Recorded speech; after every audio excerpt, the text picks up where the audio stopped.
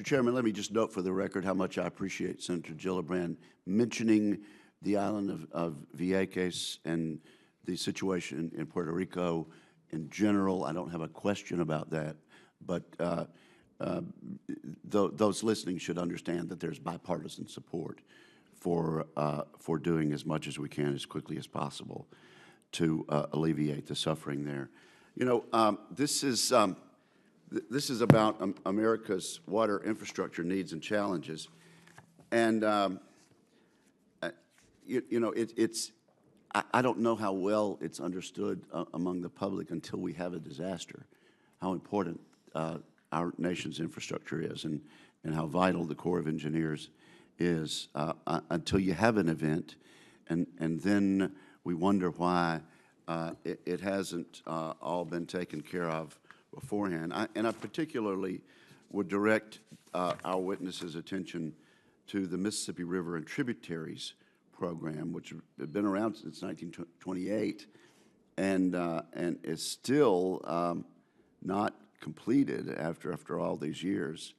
If you read or go back and reread the book Rising Tide by John Barry and understand the absolute devastation that took place to our country, that rose all the way up to a president of the United States and a secretary of Commerce, and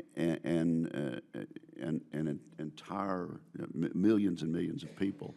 Until you go back and remember what could happen if we didn't have the Corps there, and if we didn't have programs like the MR&T project, we don't fully understand this.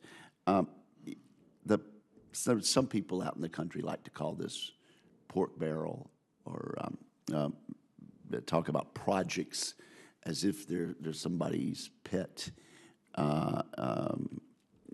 project or pet program. This MR&T program and the other infrastructure that we have all around the country is just vital to people's lives, to our ability to earn a living and to recover from those disasters that we know are coming. You know, I'm told that there's a 54-to-1 benefit to cost ratio for what we've done so far in the Mississippi River and Tributaries project. We've invested over $14 billion, a lot of money, but we've prevented over $800 billion in damages.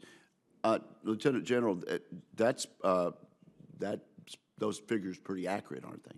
Sir, you're exactly right. I mean, this is about 88% done. We've continued to put about $350 million into this, but there is still more work to get done. And I've been down to that project several times, and the investment of proactive upfront certainly pays dividends when it comes to a storm coming back through, or the ability to alleviate risk. Yeah, these are real benefits. These are real disasters, real damages that haven't happened to people because we're able to do this. And yet we have this annual fight. It doesn't matter if it's a Republican administration or a Democratic administration. In 2015, the administration requested $245 million. The appropriators and the Congress ratifying upped that to $302 million. 2016, the administration came in, and this is the Obama administration, $225 million requested. The Congress upped that to $345 million. 2017 request $220 million. That appropriation turned out to be raised from $220 to $368 million, and the request this year is $253 million. We'll have to increase that. It makes us look like spendthrifts. I'm not on the committee anymore. I was back in another day in another job I had.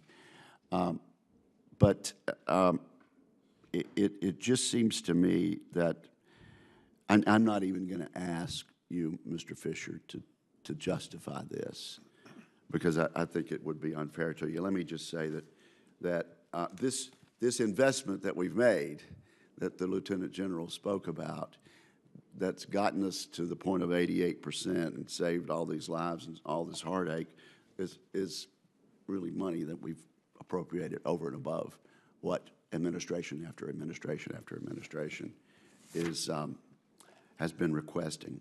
I'll just leave that statement out there. I'll let you comment if you'd like. Also, let me just say, we've got to fix this mat sinking unit problem. And it's got to come out of O&M.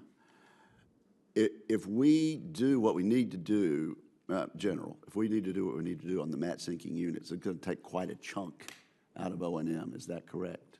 It is, Senator, and about 4 months ago, I was on that mat sinking. You work on one of those machines, putting in, tying the mats together. That is an antiquated system. It looks like something that came off a farm back in '52. And it keeps the levees from washing away. Yes, sir, it does. But on the other hand, you can't just continue to put Band-Aids on it. So we've got a long-term plan, a funding schedule.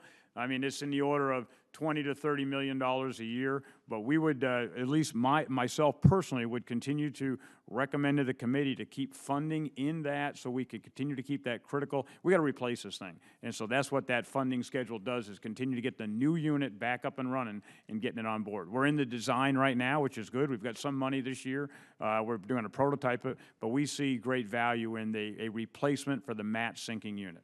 Well, Mr. Chairman, I've gone way over. It's not really a very sexy topic, but when the water's up and the soil starts churning on the other side of that levee, and you start worrying about the levee failing, it gets pretty serious to millions and millions of Americans.